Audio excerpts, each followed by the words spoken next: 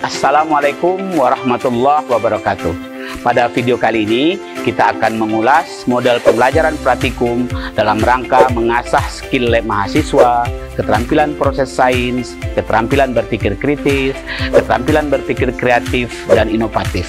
Pada percobaan kali ini akan diperlihatkan kegiatan mahasiswa dalam menentukan kadar protein kasar dari suatu pakan ternak. Selamat pagi anak-anak. Pada pagi hari ini kita akan melaksanakan praktikum untuk menganalisis protein dari bahan pakan ternak dengan menggunakan metode semi mikro kaedah. Sebagaimana kita ketahui bersama bahwa dalam dunia peternakan hewan itu dibagi dua kelompok besar.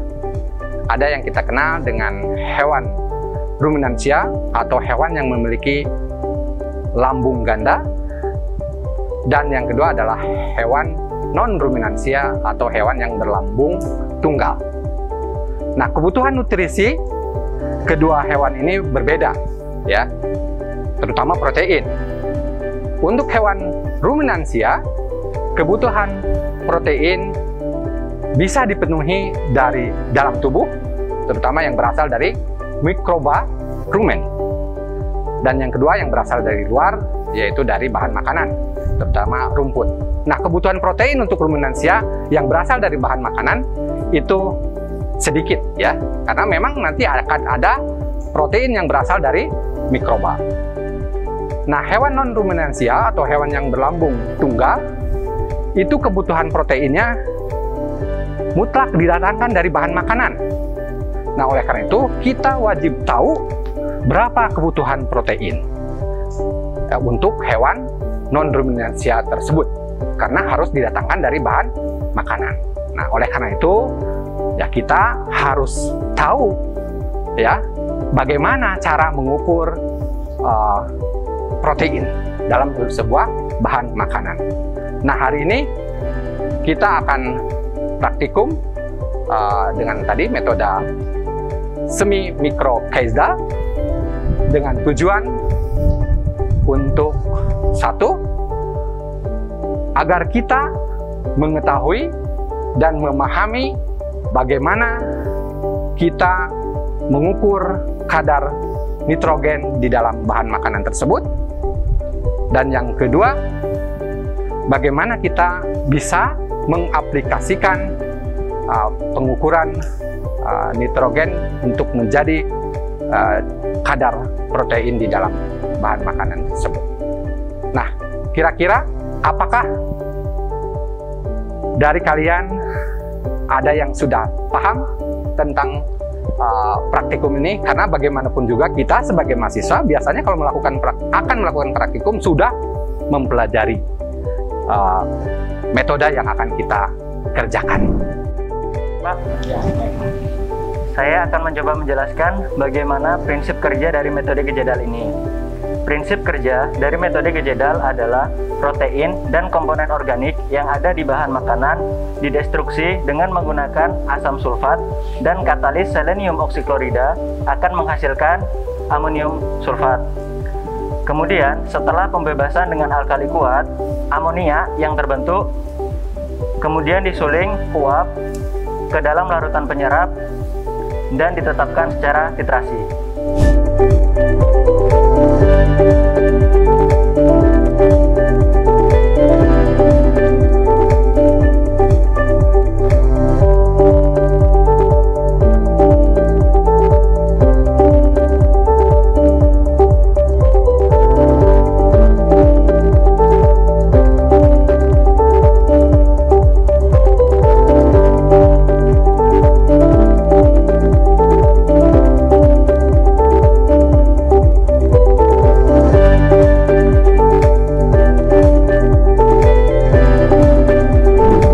Baiklah, tadi sudah kita dengarkan bersama penjelasan cara kerja dari metode semi mikrokaizal dari saudara Aprian. Nah, sekarang siapa yang mau menambahkan? Ya, silahkan. Baik, menurut literatur yang saya baca, kekurangan dari analisis semi kejedal ini adalah semua komponen organik yang mengandung N itu akan ikut teranalisis, seperti purin, pirimidin, vitamin, dan kreatin. Sehingga hasil dari analisis ini akan diperoleh N secara keseluruhan, tidak mutlak asam amino saja. Namun, kelebihan dari analisis ini adalah langkah kerjanya mudah dilakukan dan bersifat sederhana. Terima kasih. Baik, selanjutnya ada yang mau bertanya? Pak, izin bertanya Pak. Ya, silahkan.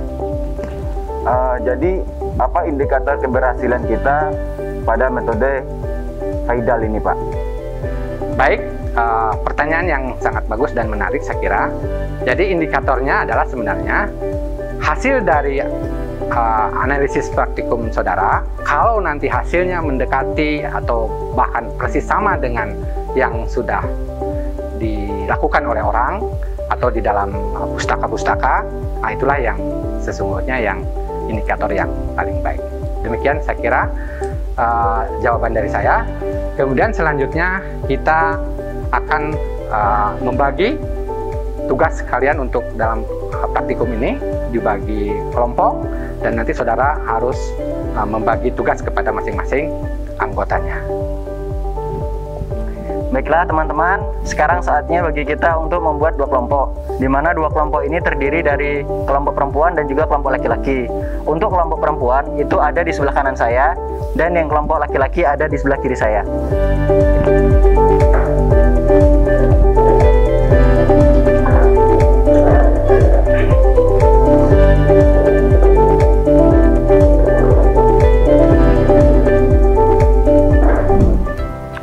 Baiklah, kepada seluruh teman-teman, di sini kita akan melaksanakan praktikum analisis protein, yaitu dengan menggunakan metode kejedal. Karena di metode kejedal ini ada 3 tahapan. Yang pertama ada tahap destruksi, destilasi, dan juga titrasi. Untuk pada tahap destruksi akan saya serahkan kepada teman saya Roma dan juga Rizky. Untuk tahap destilasi saya sendiri, Afrian Perdana, dan juga Anom. Dan untuk tahap titrasi, Tony. Oke, baik teman-teman, pada praktikum ini itu kan terdiri dari 3 tahap. Nah, sedangkan kita ada 5 orang. Nah, nanti akan kita bagi untuk destruksi itu ada 2 orang, destilasi itu 2 orang, dan titrasi itu 1 orang. Nah, dari teman-teman, siapakah yang ingin mengerjakan pada tahap destruksi? Saya. Oke, Yusni. Ada lagi? Oke, Rizka Lestari. Nah, baik, kita masuk ke tahap kedua, yaitu destilasi. Siapakah dari teman-teman yang akan mengerjakannya?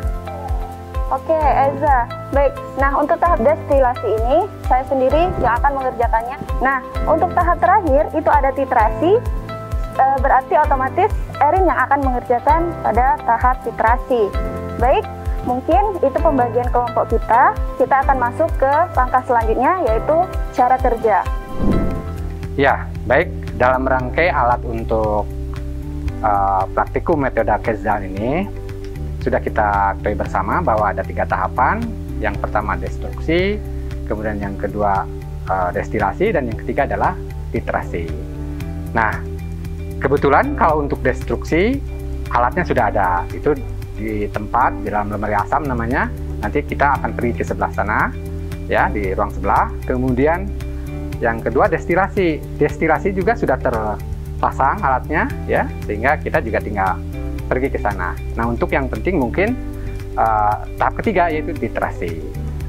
Ini penting karena ini terbuat dari gelas yang mudah pecah. Jadi Anda harus hati-hati ya dalam bekerja, ya. Nanti dalam proses titrasi ini ada biuret sama elmer. Jadi cara masangnya lihat, perhatikan seperti ini. Nah, ini tekan, ya, ditekan, kemudian dimasukkan ke sini, ya, seperti ini. Nanti baru diputar seperti ini, ya. Nah, siap. Nanti tinggal diisi, dan nanti ini diletakkan di bawah sini, ya, seperti itu kira-kira, hingga nanti saudara gampang melaksanakan berjalan ini dengan mudah, tapi harus hati-hati ya, karena ini terbuat dari kaca yang mudah pecah seperti itu ya. Itu kira-kira paham? Ya, baik. Setelah alat-alat terpasang dan bahan-bahan tersedia di meja masing-masing, pada tahapan ini mahasiswa melakukan percobaan tentang penentuan kadar protein kasar dari suatu bahan pakan ternak, di mana dalam aktivitasnya diharapkan akan terbentuk keterampilan laboratorium, diantaranya pertama, dapat merangkai alat-alat praktikum. Kedua, dapat menggunakan alat dan bahan dengan cermat. Ketiga, dapat membaca alat ukur dengan teliti. Keempat, dapat melakukan tabulasi data-data praktikum dan menganalisisnya. Kelima, menjaga kebersihan dan keamanan laboratorium. Yang keenam, terakhir, menyusun laporan praktikum.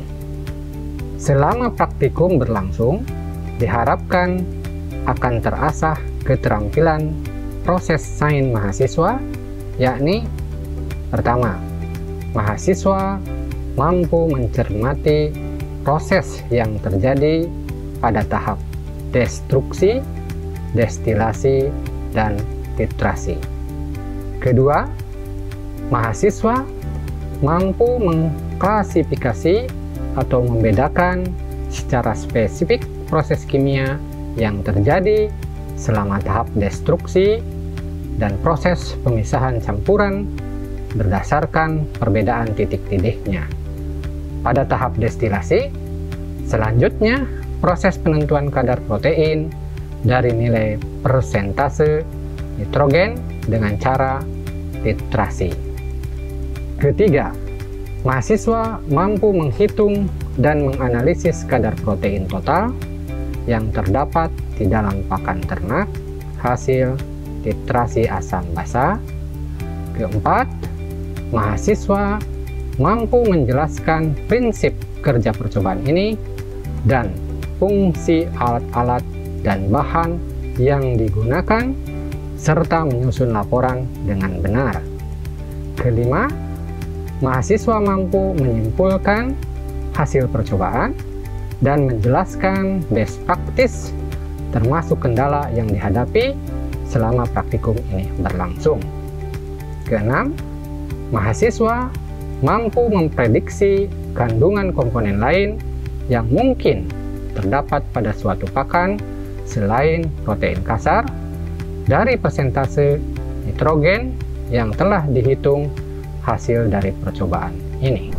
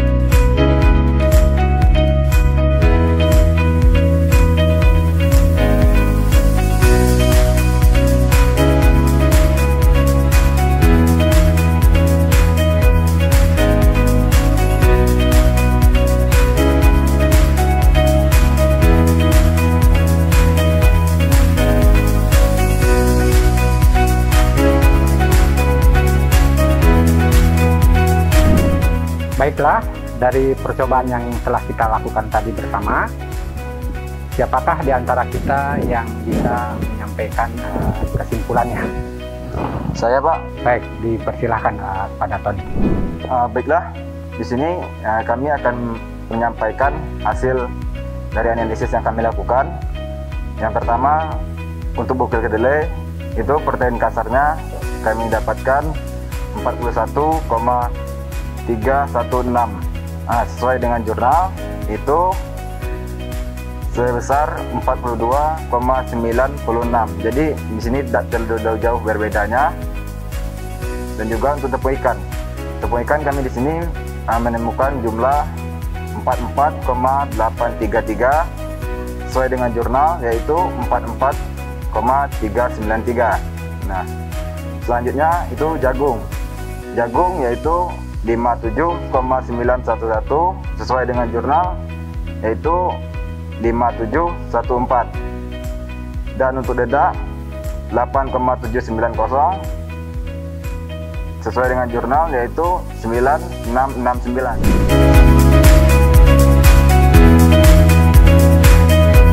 Di sini dapat kami simpulkan bahwasanya hasil dari analisis kita ini tidak jauh berbeda dari apa yang ada di jurnal atau sudah analisis yang telah dilakukan sebelumnya gitu. Nah, jadi untuk kita ke depannya supaya kita lebih hati-hati lagi dalam analisis ini dan juga harus lebih bagus lagi dalam melakukan analisis ini, karena nanti apabila kita tidak sesuai dengan apa yang prosedur telah ditetapkan, bisa jadi hasil analisis kita ini tidak sesuai dengan apa yang kita harapkan gitu. Semoga kedepannya lebih baik lagi dan hasil yang kita sampaikan kepada teman-teman kita nanti lebih akurat gitu. Terima kasih. Baiklah teman-teman, berdasarkan titrasi yang telah dilakukan, didapatkan titik akhir titrasi untuk sampel bungkil kedelai sebanyak 18,40 mili, untuk sampel tepung ikan sebanyak 18,30 mili, untuk sampel jagung sebanyak 22,90 mili, dan untuk sampel dedak sebanyak 22,10 mili. Untuk itu, mari kita lakukan perhitungan sesuai dengan rumus yang telah ditetapkan.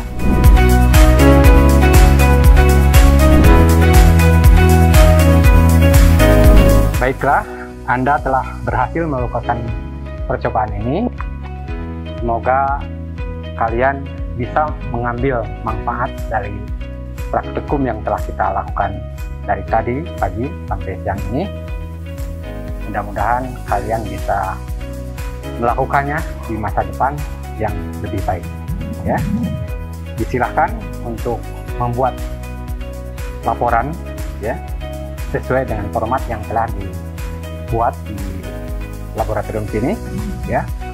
Semoga kalian bisa membuatnya dengan baik. Bagaimana? Siap? Ya. Baik. Sampai bertemu pada percobaan yang lain. Terima kasih. Demikianlah cara-cara membelajarkan model pembelajaran praktikum. Semoga video ini dapat dijadikan sebagai salah satu referensi dalam membelajarkan topik-topik praktikum yang sangat dibutuhkan oleh para asisten dosen dan dosen pemula.